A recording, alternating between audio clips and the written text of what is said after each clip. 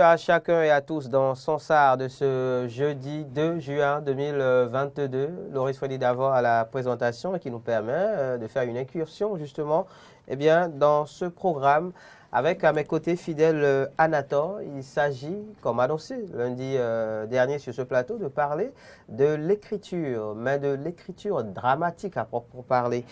Fidèle, bonjour, bienvenue. Bonjour Ahmed. Alors, l'écriture dramatique, nous allons en parler. Et c'est heureux que ce jour soit aussi le jour du Challenge Islam qui se passe à l'université. Et d'ici, je vais repartir les rejoindre. Et évidemment, nous allons pouvoir avoir avec nous le lauréat dans les numéros à venir. Super. Pour parler d'écriture de slam, pour parler de slam à proprement parler. Donc, je suis très heureux de ce jour qui coïncide vraiment avec ce moment. Il n'y a pas eu de coordination, mais pourtant, la muse a fait que les choses se soient accordées. Alors, pour parler d'écriture dramatique, je vais dire que... Je crois que tout cela a été écrit. Écrit aussi, voilà, finalement, dans un livre, dans le livre de Dieu, le grand livre de Dieu. Le grand livre de destinée. Voilà, donc nous allons parler d'écriture dramatique. Je suis auteur dramatique, je suis artiste, comédien, interprète donc de ce que l'auteur dramatique écrit. Et c'est à juste titre que je suis derrière ces vers pour me dissocier un tout petit peu du public lambda, de la cible, voilà, de la cible à laquelle nous allons écrire. Alors, pour écrire, il va falloir suivre un schéma classique, mais en même temps qu'il y a des particularités. Nous parlerons dans l'écriture ordinaire peut-être de figures de style, mais nous parlerons dans les arts dramatiques d'ironie dramatique. Vous voyez déjà, les figures de style de l'autre côté, quand on écrit ordinairement, et ici c'est ironie dramatique, ça s'appelle. Vous voyez déjà que c'est les mêmes choses, mais qui prennent des dénominations différentes par rapport donc à la spécificité du métier d'artiste et à la spécificité plus particulièrement des arts dramatiques. Alors, nous aurons deux formes, comme je le disais tantôt. Nous aurons l'écriture de forme courte, nous aurons l'écriture de forme normale ou de forme longue, comme on peut le dire. Et au niveau de chaque type d'écriture, nous devons insister pour dire au public, dire au grand public et dire aux artistes que c'est obligatoire. Je vais parler en termes de rendement, en pourcentage. Si je fais un spectacle de théâtre, pour lequel je n'ai pas écrit de texte, ou que j'ai écrit le texte dans ma tête, et que je fais donc comme un sketch, un truc humoristique, comme je veux et tout, souvent on improvise et on ne le fait pas. La meilleure improvisation est préparée, ça veut dire qu'il faut l'écrire, cette improvisation.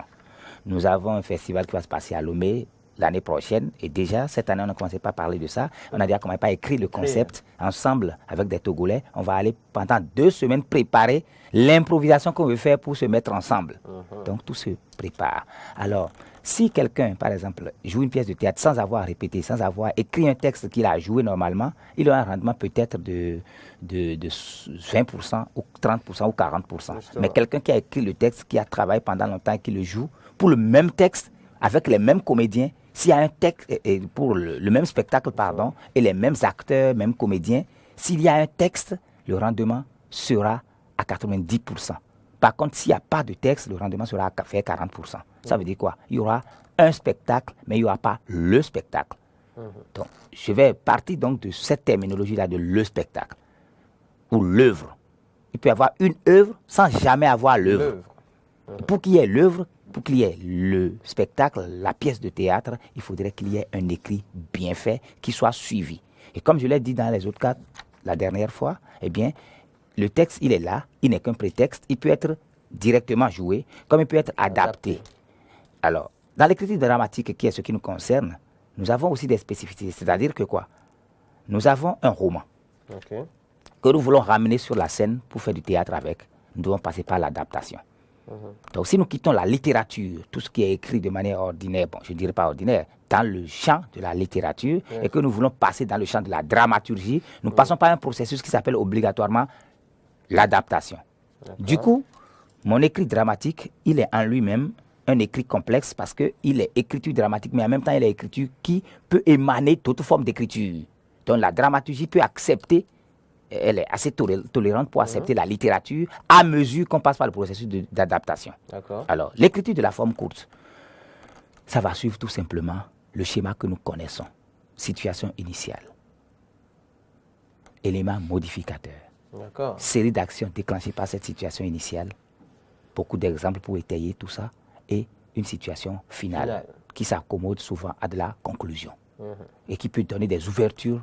Bien sûr. Et il y a un timing précis, comme dans le cinéma, on dit il y a les 6 minutes, les 13 minutes, les 26 minutes, et tout ça, c'est exactement de la même manière. Il y a des timings pour chaque forme. Les formes courtes vont varier de 15 minutes à 35 minutes. Les formes ordinaires vont varier de 55 minutes jusqu'à 1h30, 2h, 2h30 pour certains spectacles, dans certains cas, pour les mini-opéras, les opéras, etc. Et ça s'écrit de manière classique.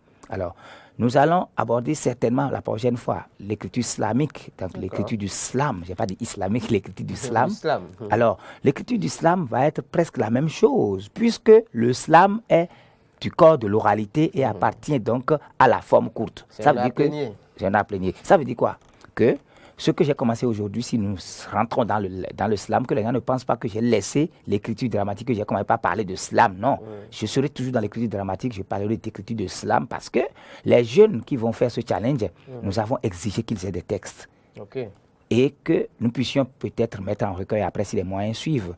Et que ces textes leur servent de base pour pouvoir vraiment faire quelque chose qui ne pense pas seulement à la paix dans la tête et qui n'a juste pas seulement des fins de mots, des terminaisons de phrases pour dire qu'ils font du slam, qui posent ça sur un papier et que ça leur permette d'aller vraiment loin. Alors, situation initiale, élément modificateur, série d'actions déclenchées par cet élément modificateur, et des exemples et une conclusion. Mais quand tu as ce schéma, situation finale, si tu as ce schéma devant toi, il est plus que sûr pour toi de pouvoir réussir. Et il faut avoir le courage de prendre le papier, de venir s'asseoir, de perdre du temps et de ne même pas avoir l'inspiration ce jour-là et de le laisser de revenir dans 2 semaines, de le relaisser de revenir dans un mois. Et des fois, c'est des commandes, il y a des pressions. Il faut pouvoir oublier les distractions, oublier les loisirs et pouvoir se concentrer du côté pour faire ce travail-là. Du coup, l'écriture dramatique est un travail à part. Et ça montre aussi que le travail artistique est complexe et que c'est un travail à part entière qui devrait être soutenu, qui devrait être appuyé depuis la maison par la base.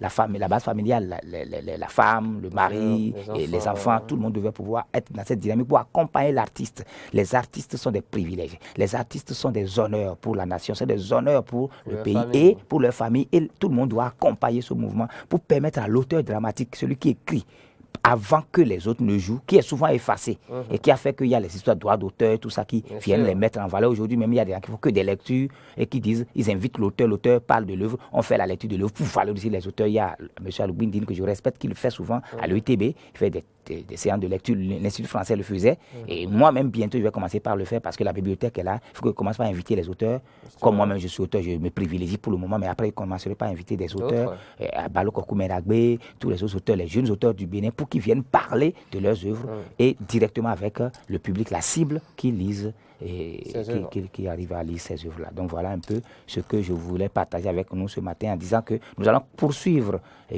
ce travail-là, lundi certainement, en invitant ici certainement le lauréat de tout à l'heure, le slammer lauréat et 16 autres, parce que moi, c'est toujours subjectif, un challenge. On peut prendre le lauréat, il y aura d'autres qui seront encore plus pertinents que lui.